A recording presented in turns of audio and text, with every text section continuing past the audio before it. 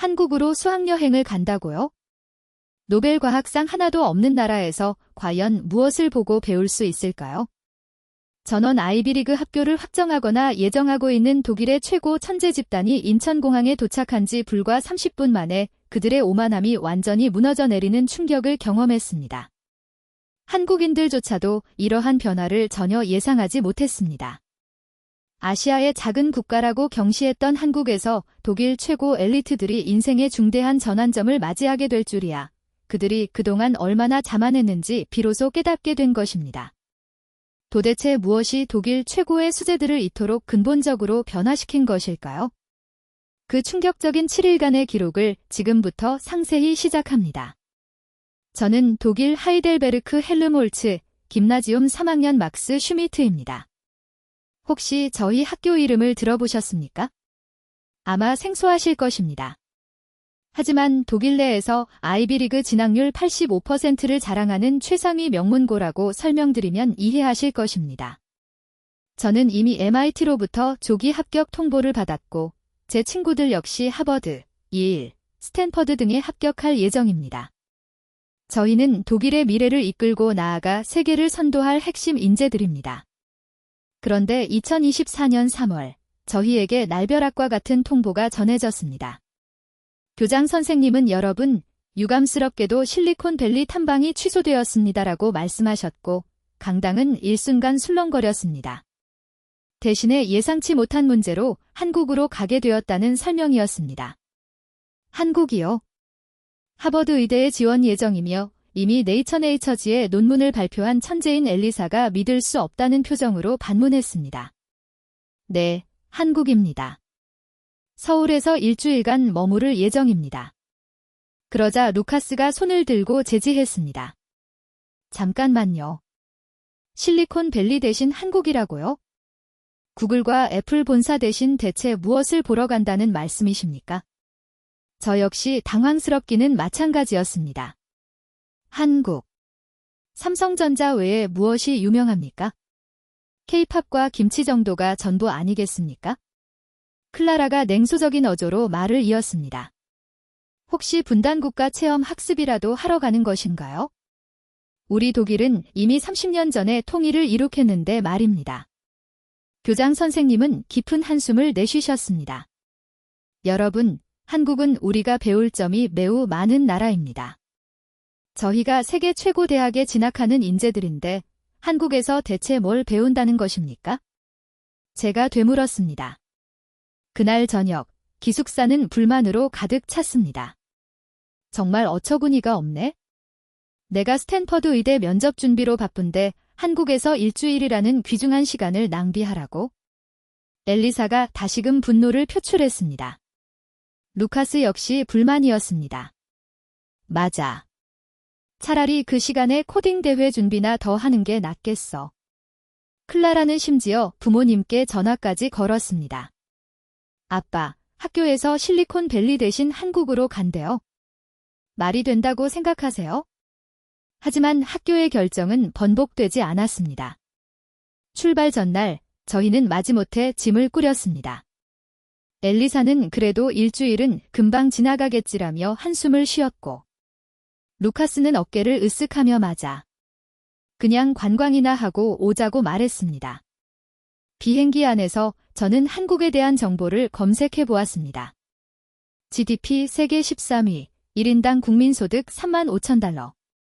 나쁘지는 않지만 독일이나 미국과 비교하면 여전히 부족한 수준이었습니다. 야, 이것 좀 봐. 클라라가 휴대폰 화면을 보여주었습니다. 한국 학생들은 하루에 16시간씩 공부한대. 완전히 미친 거 아니야? 저러면 창의성이라고는 제로겠네. 엘리사가 콧방귀를 뀌었습니다. 그렇게 무식하게 공부해도 노벨상은 하나도 못 받았잖아. 저도 동의했습니다. 그러니까 우리처럼 효율적으로 공부해야지. 무작정 시간만 투입하면 무슨 의미가 있겠어? 12시간의 긴 비행 끝에 인천국제공항에 도착했습니다. 자, 이제 일주일만 잘 버티면 돼. 제가 친구들에게 말했습니다. 그때는 전혀 알지 못했습니다. 이 일주일이 제 인생에서 가장 충격적이고 근본적인 경험이 될 줄은? 인천공항에 도착하자마자 엘리사가 화장실에 다녀오겠다고 했습니다. 저희는 입국 심사를 기다리며 공항 내부를 둘러보았는데 솔직히 첫인상은 예상보다 훌륭했습니다. 루카스가 인정했습니다. 생각했던 것보다 훨씬 깨끗하네. 프랑크푸르트 공항과 비슷한 수준인 것 같아. 클라라도 놀란 눈치였습니다. 그런데 15분이 지나도록 엘리사가 돌아오지 않았습니다. 뭐 하는 거지? 메시지라도 보내봐 제가 걱정되어 말했습니다. 바로 그때 엘리사가 새하얗게 질린 얼굴로 뛰어왔습니다. 큰일 났어. 지갑이 사라졌어. 저희 모두 깜짝 놀랐습니다. 화장실에 두고 나온 것 같아. 에르메스 지갑에 현금 2,000유로랑 카드까지 전부 들어 있었는데 엘리사의 그 지갑은 생일 선물로 받은 1만 유로짜리 명품이었습니다. 빨리 가서 찾아보자. 저희가 화장실로 달려가려는 순간 청소 복장을 착용한 아주머니 한 분이 헐레벌떡 뛰어오셨습니다. 혹시 이거 찾으시나요? 아주머니의 손에는 엘리사의 에르메스 지갑이 들려 있었습니다. 어머, 제 지갑이에요. 엘리사는 눈물이 터질 것 같은 표정으로 지갑을 건네받았습니다. 떨리는 손으로 지갑을 열어본 엘리사의 눈이 휘둥그레졌습니다. 전부 다 있어? 현금도 카드도 하나도 없어지지 않았어. 청소 아주머니는 환하게 웃으며 말씀하셨습니다. 정말 다행이네요. 다음부터는 조심하세요. 그리고는 아무런 보상을 바라지 않는 기색 없이 그대로 가시려고 했습니다. 잠깐만요. 엘리사가 지갑에서 100유로를 꺼내려 했지만 아주머니는 손사래를 치셨습니다. 아닙니다. 괜찮아요. 저는 그저 당연히 해야 할 일을 했을 뿐이에요. 저희는 모두 깊은 충격에 빠졌습니다. 이런 일이 현실적으로 가능해? 루카스는 믿을 수 없다는 표정이었습니다. 클라라는 놀라워했습니다. 베를린이었다면 벌써 사라지고 없었을 텐데. 저 역시 할 말을 잃었습니다. 독일에서는 1만 유로짜리 명품 지갑에 들어있던 현금까지 그대로 돌려받는다는 것은 상상조차 할 수 없는 일이었기 때문입니다.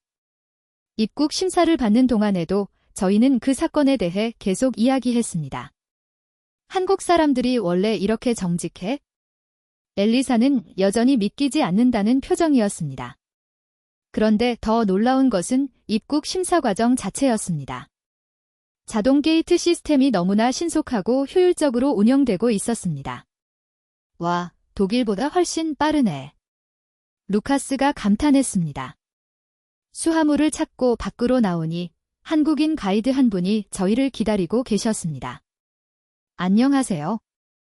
헬름홀츠 김나지움 학생 여러분, 진심으로 환영합니다.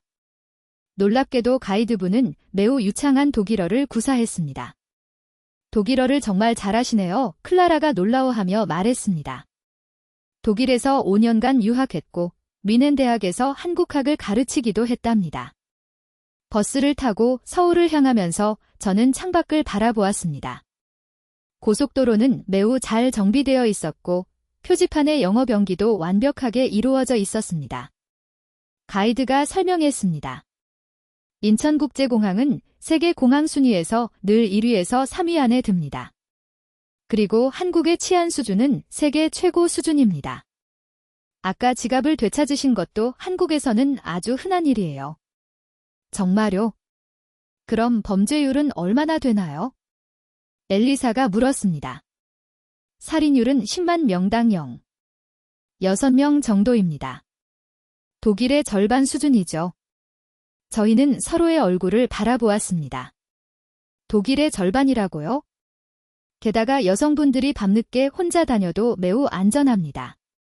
새벽에도 대중교통이 운행하고 24시간 편의점도 곳곳에 있어서요. 클라라가 의심스러운 듯 다시 물었습니다. 진짜 새벽에도 여성 혼자서 다닐 수 있다고요? 네, 제 딸도 학원이 끝나는 밤 11시에 혼자 집에 걸어와요. 전혀 걱정하지 않습니다. 그때 루카스가 제게 귓속말을 했습니다. 얘야, 이거 우리가 생각했던 거랑 많이 다른데? 저 역시 느끼고 있었습니다. 엘리사가 가리킨 곳을 보니 젊은 여성이 그 경찰관들 옆을 아무렇지 않게 지나가고 있었습니다. 독일에서는 밤에 경찰을 보더라도 여전히 불안감을 느끼는데 여기서는 경찰이 진정으로 시민을 보호하는 존재로 인식되는 듯 했습니다. 숙소로 돌아온 뒤 저희는 로비에 모여 앉았습니다. 오늘 정말 충격의 연속이야, 제가 말했고. 엘리사는 고개를 끄덕였습니다. 공항에서 지갑을 찾은 일부터 시작해서. 클라라는 덧붙였습니다. 새벽에 여성이 혼자 다니는 것, 그게 정말 충격적이었어. 루카스가 진지한 어조로 말했습니다. 우리가 선진국에서 왔다고 자부했지만 어떤 면에서는 여기가 훨씬 더 선진국인 것 같아. 저 역시 그 말을 인정할 수밖에 없었습니다. 그날 밤, 아니 새벽 3시가 넘어서야 잠자리에 들면서 저는 깊이 생각했습니다. 한국은 단순히 K-팝과 삼성의 나라가 아니었구나. 안전이라는 것, 그것이야말로 한 나라의 진정한 선진화 수준을 보여주는 핵심 지표가 아닐까? 내일은 또 어떤 충격적인 경험이 우리를 기다리고 있을까? 둘째 날 아침, 저희는 서울대학교를 방문하기로 했습니다. 그래도 하버드나 MIT보다는 못하겠지, 루카스가 다시금 자신감을 회복하려는 듯 말했습니다. 당연하지. 세계 대학 순위 봤어? 우리가 갈 대학들이 모두 탑10인데 클라라도 거들었습니다. 하지만 서울대 정문에 들어서는 순간부터 뭔가 분위기가 달랐습니다. 캠퍼스는 산 전체를 차지하고 있었고 건물들은 현대적이면서도 자연과 조화를 이루고 있었습니다. 와, 생각했던 것보다 훨씬 멋있는데? 엘리사가 인정했습니다. 가이드가 저희를 안내한 곳은 공과대학 인공지능 연구실이었습니다. 안녕하세요. 서울대 컴퓨터공학과 3학년 김도윤입니다. 우리를 맞이한 학생의 영어는 완벽했고 억양까지 거의 원어민 수준이었습니다. 연구실 구경시켜드릴게요. 궁금한 점 있으면 편하게 물어보세요. 연구실에 들어서자 저희는 다시 한번 놀랐습니다. 최신 장비들이 가득했고 여러 프로젝트가 동시에 활발하게 진행되고 있었습니다. 이건 뭐예요? 루카스가 거대한 서버 앞에서 물었습니다. 저희가 개발 중인 대규모 언어 모델이에요. 한국어에 특화된 AI인데 이미 구글이나 오픈 AI 수준에 근접했습니다. 학부생이 이런 걸 한다고요? 제가 놀라서 되물었습니다. 네, 저희 팀은 12명인데 모두 학부생입니다. 교수님은 조언만 해주시고요. 그때 엘리사가 질문했습니다. 혹시 의과대학 연구실도 볼 수 있을까요? 물론이죠. 제 친구가 의대생인데 연락해 볼게요. 30분 후, 저희는 서울대 의과대학 연구실에 있었습니다.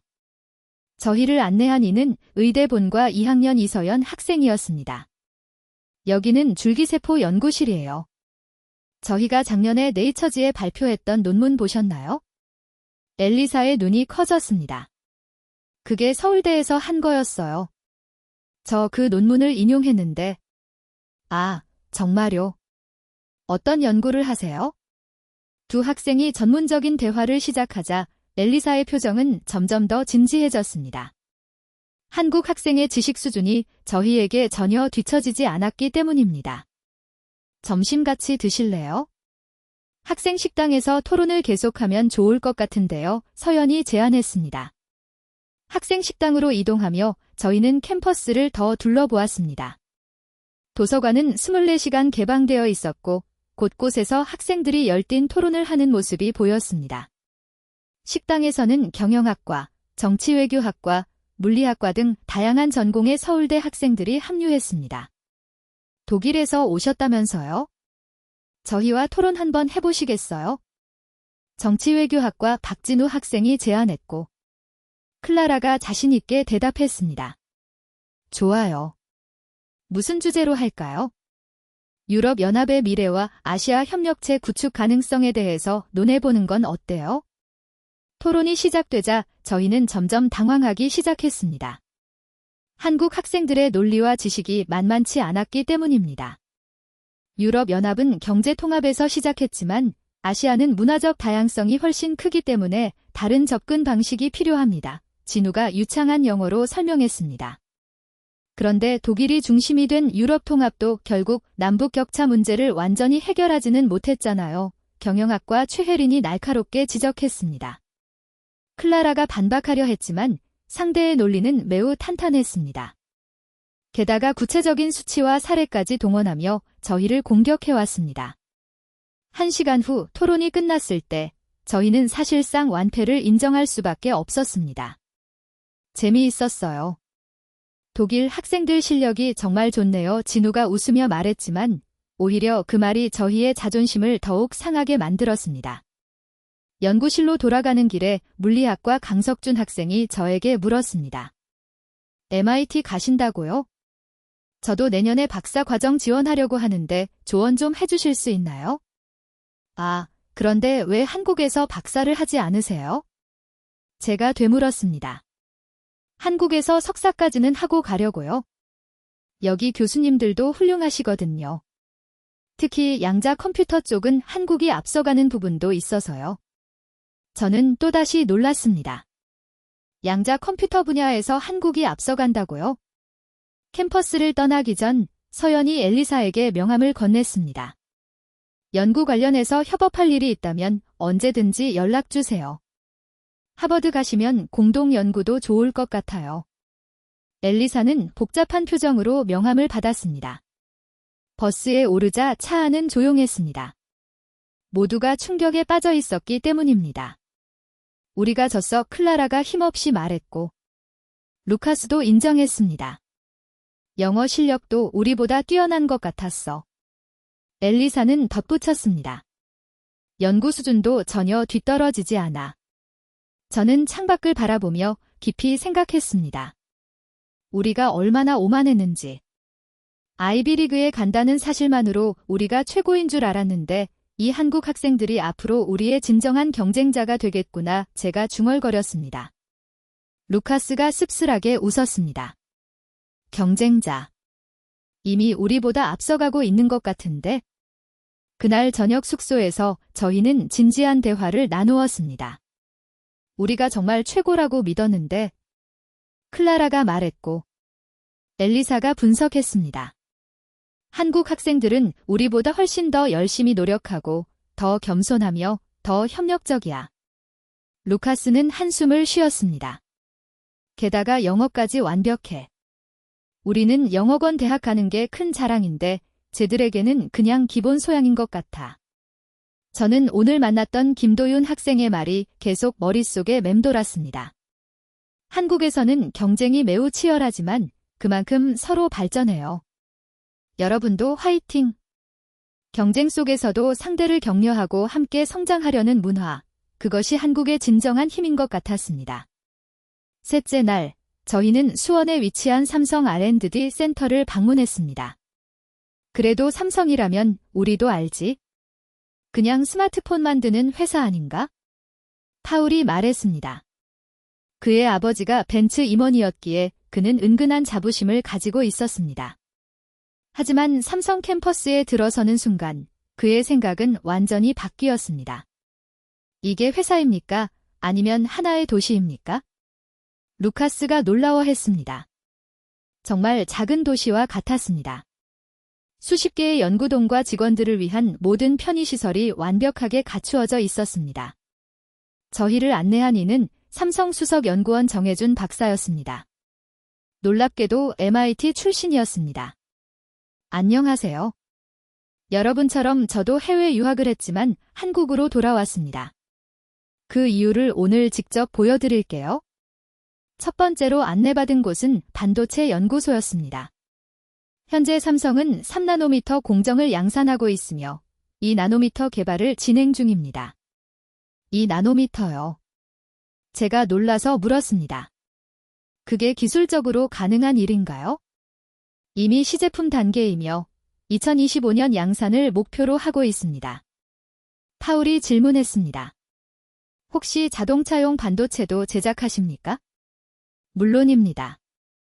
벤츠, BMW, 아우디 모두 저희의 주요 고객사입니다. 특히 자율주행용 핵심 칩은 저희가 공급하고 있습니다. 파울의 표정이 굳어졌습니다. 한 한국 학생이 일어나 발표를 시작했는데 발음은 완벽했고 더 놀라운 것은 논리 전개 수준이었습니다. 거의 대학원생 수준의 깊이를 보여주었습니다. 저 학생 몇 살이에요? 엘리사가 속삭였고 옆에 있던 선생님이 답했습니다. 17살입니다. 토론이 시작되자 더욱 놀랐습니다. 학생들이 영어, 프랑스어, 중국어를 섞어가며 토론을 진행했기 때문입니다. 이것이 멀티링구얼 토론입니다. 언어 능력과 사고력을 동시에 배양하죠. 쉬는 시간에 한 학생이 저희에게 다가왔습니다. 안녕하세요. 저는 2학년 강서준이에요. 유창한 독일어였습니다. 언어를 몇 개나 하세요? 제가 물었습니다. 한국어, 영어, 중국어, 일본어, 독일어, 프랑스어, 스페인어입니다. 아랍어는 지금 배우는 중이에요. 7개라니 저희 모두 입이 떡 벌어졌습니다. 여기서는 평균입니다. 최소 5개 국어는 해야 해요. 다음은 수학 수업이었습니다. 이거 대학 수학 아닌가요? 제가 칠판을 보고 놀랐습니다. 미적분학 심화 과정입니다. 이 정도는 2학년 때 맞춰야 합니다. 선생님이 설명했습니다.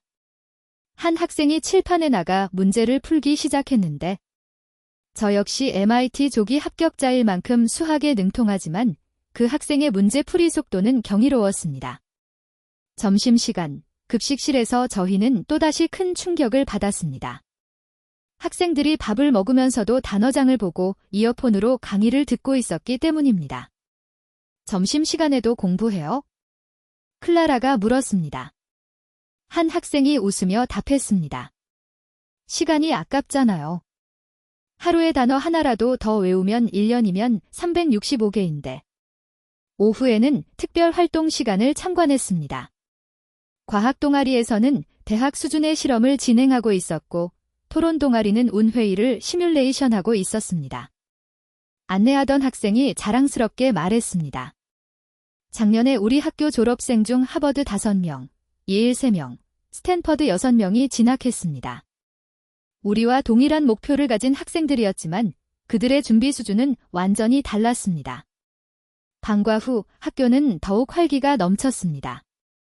자율학습실은 만석이었고 도서관 곳곳에서는 스터디 그룹이 열띤 토론을 벌이고 있었습니다. 저녁 10시까지 여기 있고요. 집에 가서도 새벽 1시까지는 공부합니다. 강서준이 설명했습니다. 매일요. 엘리사가 믿기지 않는다는 표정이었습니다. 네, 재미있어서요. 새로운 것을 배우는 게 너무 즐거워요. 그때 한 여학생이 엘리사에게 다가왔습니다. 혹시 엘리사 씨 맞으세요? 네이처에 논문 발표하신? 어떻게 아세요? 읽었어요. 줄기세포 연구 정말 인상적이었습니다.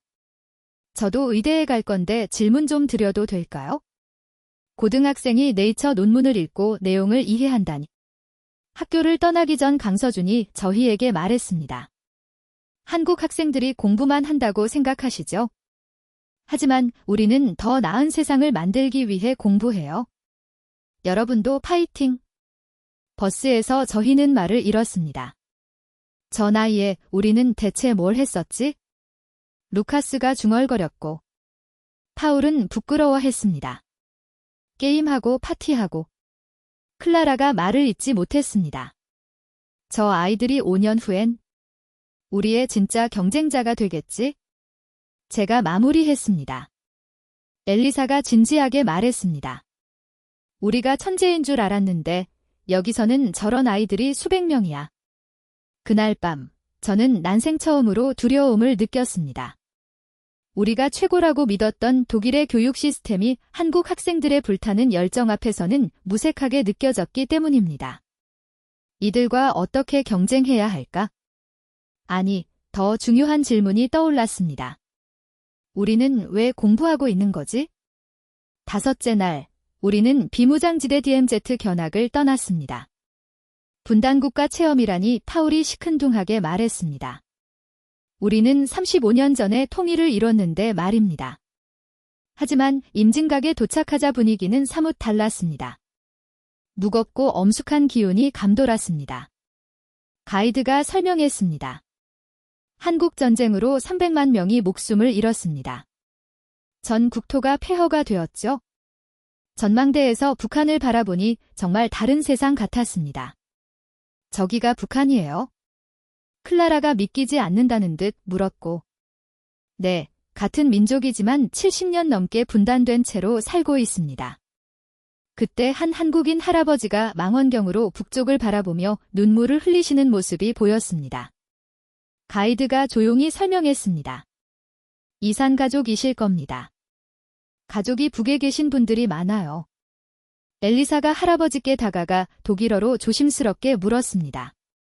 괜찮으세요? 놀랍게도 할아버지가 독일어로 답하셨습니다. 고맙습니다. 독일 학생이시군요. 네, 어떻게 독일어를 하세요? 젊었을 때 서독에서 광부로 일했습니다. 그 돈으로 자식들을 교육시켰죠. 할아버지는 천천히 이야기를 이어갔습니다. 북에 형님이 계세요. 73년째 만나지 못하고 있습니다. 독일은 통일을 했는데 우리는 언제쯤 가능할까요? 그 순간 저희는 아무 말도 할 수 없었습니다.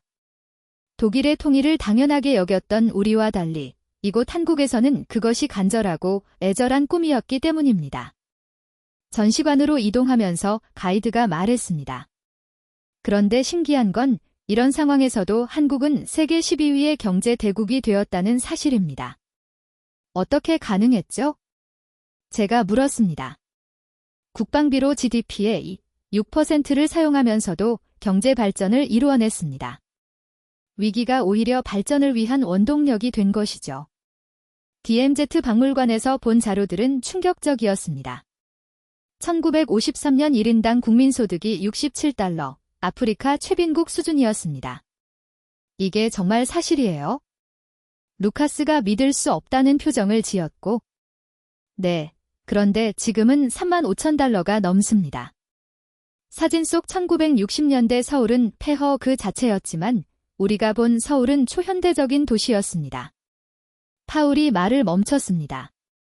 독일도 전쟁 후 복구했지만 가이드가 설명했습니다. 독일은 마셜 플랜으로 막대한 원조를 받았지만 한국은 거의 자력으로 일어섰습니다. 땅굴 견학을 하면서 저희는 더 큰 충격을 받았습니다. 이런 북한의 위협 속에서도 미래를 준비하고 있었다는 사실에 클라라가 감탄했습니다. 그때 우연히 한국군 장교를 만났는데 놀랍게도 서울대 출신이었습니다. 왜 군대에 계세요? 엘리사가 물었습니다. 누군가는 이 나라를 지켜야 합니다. 그래야 다른 사람들이 마음껏 꿈을 펼칠 수 있으니까요. 그 말에 저희는 또 한 번 부끄러움을 느꼈습니다. 개인의 성공만을 최우선으로 생각했던 우리와 달리 이들은 공동체와 국가를 생각하고 있었기 때문입니다. 돌아오는 길에 가이드가 의미심장한 말을 했습니다.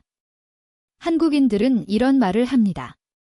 우리가 이런 분단 상황에서도 이만큼 발전했는데 통일이 되면 얼마나 더 발전할까? 통일되면 정말 엄청난 잠재력을 폭발시키겠네요. 제가 인정했습니다. 네, 북한의 자원과 인력, 남한의 기술과 자본이 합쳐지면 독일 통일보다 훨씬 더 큰 시너지가 날 것입니다. 숙소로 돌아와서 저희는 진지한 대화를 나누었습니다. 파울이 반성했습니다. 우리는 통일을 너무 당연하게 여기고 살았어. 루카스는 인정했습니다. 한국은 분단 상태에서도 우리보다 더 빠르게 발전하고 있어? 클라라가 조심스럽게 말했습니다. 어쩌면 위기가 없었기 때문에 우리가 오히려 안일해진 것은 아닐까? 그날 밤 저는 임진각에서 만났던 할아버지가 계속 떠올랐습니다. 독일에서 광부로 일하며 자식을 교육시킨 그 할아버지. 그리고 그 자식들이 오늘날의 한국을 만든 것입니다. 진정한 강함이란 무엇일까? 편안함 속의 우월감이 아니라 역경을 딛고 우뚝 일어서는 의지력. 그것이 진짜 강함이 아닐까? 6째 날, 우리는 강남의 스타트업 캠퍼스를 방문했습니다. 스타트업. 그거 대부분 망하는 거 아니에요? 파울이 회의적으로 말했습니다. 독일은 안정을 중시하는 한국이 저희에게 가르쳐준 것은 첨단 기술이 아니라 바로 태도였습니다. 도전하는 용기, 실패를 두려워하지 않는 정신, 그것이 진정한 선진국의 모습이 아닐까요? 일곱째 날 오전, 저희는 경복궁을 방문했습니다. 또 관광이야? 루카스가 시큰둥했지만 이미 충격을 너무 많이 받아서 지쳐 있었던 탓입니다. 하지만 경복궁에 들어선 순간 분위기가 달랐습니다. 600년 된 궁궐이 서울 한복판에 완벽하게 보존되어 있었고 그 너머로는 초현대적인 빌딩들이 조화롭게 서 있었습니다. 이게 어떻게 가능하지? 클라라가 감탄했습니다. 가이드가 설명했습니다. 한국은 개발 과정에서도 문화유산을 철저히 지켰습니다. 과거와 미래가 공존하는 것이죠. 근정전 앞에서 우연히 한국 대학생들을 만났습니다. 전통 건축을 공부한다는 학생들이었습니다. 왜 전통 건축을 공부해요? 현대 건축이 더 실용적이지 않나요? 제가 물었고 한 학생이 웃으며 답했습니다. 전통 속에서 미래를 찾을 수 있습니다. 한옥의 원리를 현대적으로 재해석하면 놀라운 건축물이 탄생해요. 그들은 실제로 한옥의 첨화 구조를 응용한 친환경 건물을 설계하고 있었습니다. 과거를 버리는 것이 발전이 아닙니다. 과거를 디딤돌 삼아 미래로 나아가는 것이 진정한 발전이죠. 경복궁을 나와 동대문 디자인 플라자 DDP로 향했습니다. DDP에 도착하자 또 다른 충격이 기다리고 있었습니다. 이게 건물이야? 우주선이야? 파울이 입을 벌렸습니다. 자하 하디드가 설계한 은색 곡선 건물은 정말 미래에서 온 듯했습니다. 경복궁에서 불과 15분 거리에 이런 건물이 있다니 엘리사가 놀라워했습니다. 안으로 들어가니 더욱 놀라웠습니다. 전시장에서는 한복을 현대적으로 재해석한 패션쇼가 열리고 있었고 다른 쪽에서는 전통 공예를 3D 프린터로 구현하는 워크숍이 진행 중이었습니다. 전통과 현대의 만남입니다. 큐레이터가 설명했습니다. 한 디자이너를 만났는데 그녀의 작품이 인상적이었습니다. 단청 문양을 디지털 아트로 표현하고 그것을 NFT로 판매하고 있었습니다. 전통 문양을 NFT로요? 루카스가 놀랐습니다. 네, 이미 뉴욕 컬렉터들에게 인기가 높습니다. 한국의 아름다움을 세계에 알리는 것이죠. 옥상 정원에 올라가니 서울 시내가 한눈에 들어왔습니다. 저기 보세요. 가이드가 가리켰습니다. 저 한옥마을 바로 옆이 강남의 빌딩 숲입니다. 정말 묘한 광경이었습니다. 기와지붕과 유리 빌딩이 함께 공존하는 도시. 클라라가 말을 멈췄습니다. 베를린도 역사가 있지만 이렇게 조화롭지는 않아 제가 마무리했습니다. DDP 디자인 마켓에서 한 공예가를 만났습니다. 전통 나전칠기 기법의 레이저 커팅 기술을 접목했다고 했습니다. 그의 작품은 전통적이면서도 동시에 극도로 현대적이었습니다. 이것이 바로 K-코리안 스타일입니다. 그가 자랑스럽게 말했습니다. 돌아오는 길에 저희는 깊은 생각에 잠겼습니다. 파울이 말문을 열었습니다. 독일도 역사를 자랑하지만 엘리사가 이어받았습니다. 박물관에만 가둬놨지? 루카스가 정리했습니다. 한국은 역사를 현재로 가져왔어. 저는 오늘 본 것들이 한국의 진정한 정체성을 보여준다고 생각했습니다. 과거를 존중하되 집착하지 않고 미래를 향하되 뿌리를 잇지 않는 것. 클라라가 인정했습니다. 이것이 진정한 문화 강국이구나. 그날 밤 저는 일기에 썼습니다. 한국은 시간 여행이 가능한 나라다. 한 발은 과거에 다른 한 발은 미래에 딛고 있으면서도 결코 흔들리지 않는다. 내일이면 독일로 돌아가야 합니다. 하지만 이미 저는 다른 사람이 되어 있었습니다. 마지막 날 저녁, 우리는 이태원을 방문했습니다. 이태원. 미군 기지 근처 아니야? 파울이 물었습니다. 맞습니다. 하지만 지금은 서울에서 가장 국제적인 곳이에요. 가이드가 설명했습니다. 이태원 거리에 들어서자 정말 놀라웠습니다. 한국어, 영어, 아랍어, 불어, 스페인어 등 온갖 언어가 들렸고 다양한 인종의 사람들이 어울려 있었습니다. 마치 UN 본부 같아 클라라가 웃었습니다. 한 아랍 레스토랑에서 저녁 식사를 하기로 했습니다. 주인은 파키스탄 출신이었는데 한국어가 유창했습니다. 한국에 온 지 15년 되었어요. 이제 여기가 제 고향입니다. 엘리사가 물었습니다.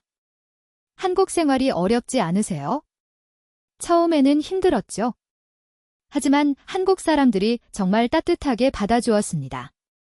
지금은 한국 국적도 받았습니다. 음식을 기다리며 창밖을 보니 나이지리아 출신으로 보이는 남성이 한국인 아내와 아이와 함께 걷고 있었습니다. 다문화 가정이 많아요. 제가 물었고, 네, 이태원은 특히 많습니다. 한국이 빠르게 다문화 사회로 발전하고 있죠. 식사 후 우리는 거리를 걸었습니다. 프랑스 빵집, 터키 케밥 가게, 멕시코 타코집, 일본 라멘집이 나란히 있었습니다. 루카스가 인정했습니다. 베를린 크로이츠베르크보다도 더 다양한 것 같아.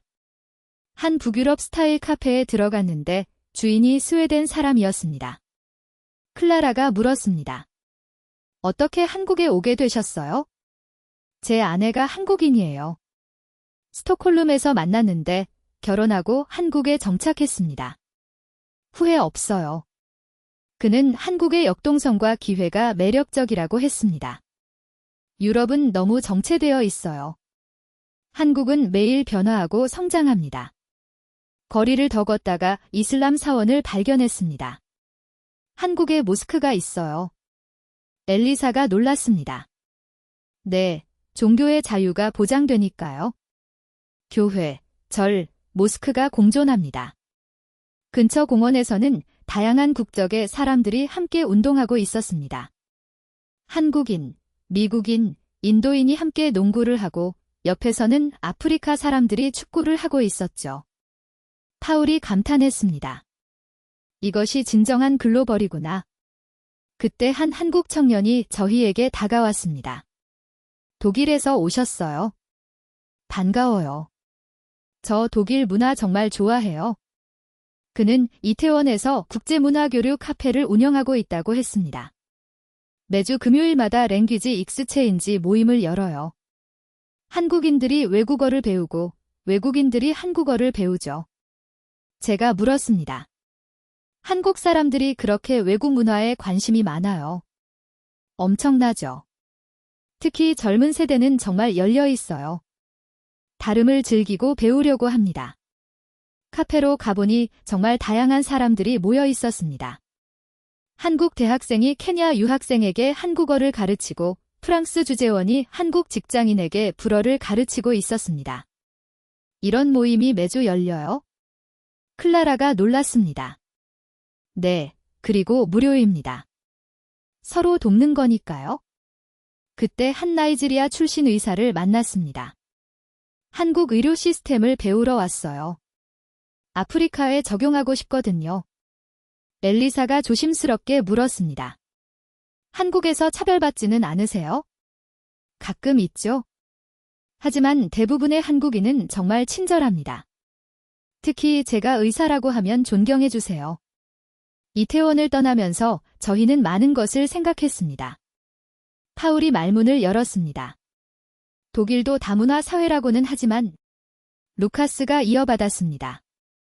이렇게 자연스럽지는 않아? 엘리사가 정리했습니다. 한국은 정말 빠르게 변하고 다양성을 수용하고 있구나. 저는 오늘 본 이태원의 모습이 한국의 미래를 보여준다고 생각했습니다. 전통을 지키면서도 다양성을 수용하는 열린 사회. 클라라는 씁쓸하게 웃었습니다. 베를린이 유럽의 중심이라고 자부했는데 서울이 아시아의 중심이 되고 있네 제가 인정했습니다. 호텔로 돌아오면서 가이드가 마지막 말을 해주었습니다. 한국은 완벽하지 않습니다. 문제점도 많죠. 하지만 끊임없이 더 나아지려고 노력합니다. 그게 바로 한국의 힘입니다. 내일이면 떠나야 하지만 이미 제 마음 한구석에는 한국이 깊숙이 자리 잡았습니다. 언젠가 다시 오고 싶다는 생각과 함께 마지막 날 아침, 짐을 정리하면서 저희 모두 착잡 독일로 돌아가면 우리는 완전히 달라진 모습으로 살아가게 될 것입니다. 더욱 겸손하게, 더욱 열정적으로 더 큰 공동체의 꿈을 품고 한국이 저희에게 준 가장 큰 선물은 바로 새로운 관점이었습니다. 세상을 바라보는 눈, 미래를 대하는 자세, 그리고 함께 성장하는 것의 진정한 의미를 깨달았습니다. 고마워, 한국. 저는 마음속으로 인사했습니다. 언젠가 우리가 성장한 모습으로 다시 만날 그날까지.